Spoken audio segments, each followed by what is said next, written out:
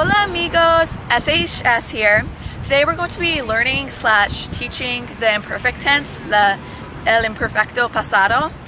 The imperfect tense is used to refer to habitual actions. A habitual action is an action in the past that occurred repeatedly, such as walking every day, playing toys, liking a certain food, or it can be used to refer to actions in the past that occurred over an extended period of time, like having braces. Can't you tell? The imperfecto pasado can be used to set the stage for an event.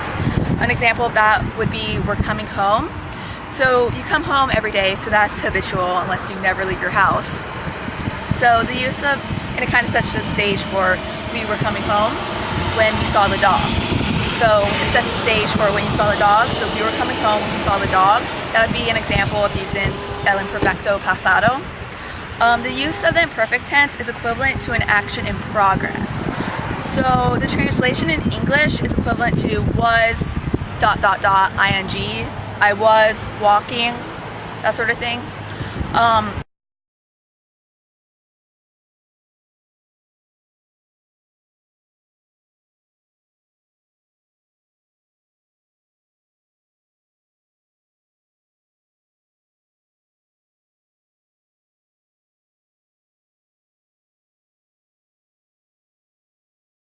When I learned the imperfect tense, my teacher used the acronym ALWEPT, which I'll show you a slide of. It helps us remember when to use the imperfect tense. Each letter represents a word, which is described like when you should use the imperfect tense. So A stands for age, L stands for location, W stands for weather, E stands for emotion, and P stands for physical characteristics, T stands for time. So for age, for example, you say when I was 5, you would say cuando tenía 5 años. You conjugate the tenía with an IA, and we'll show you a conjugation slide later. L stands for location, so like say I was at school. So whenever you're talking about location, you're going to use the imperfect tense. So estaba a la escuela. We use the imperfect tense when talking about weather. The sky was raining, so you would say el cielo llovía. E stands for emotion, so when you're saying I was sad, you would say estaba triste. And P stands for physical characteristics, so you can say I was fat, and then you would say estaba gorda. Estaba gorda. T stands for time. So if you were saying it was 5 at night, you would say era 5 en la noche.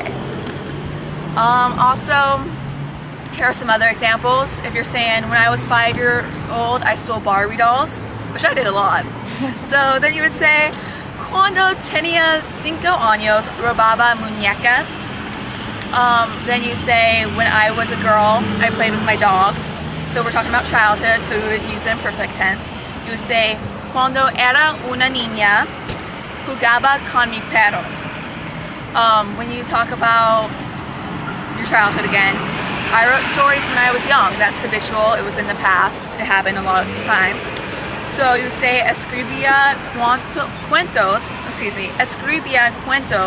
cuando era joven. And when you say the girl was in the forest, la chica estaba en el bosque. And if this happens when, again, you're talking about things that happen habitually in an extended period of time in the past, remember ALWEPT and you'll be set.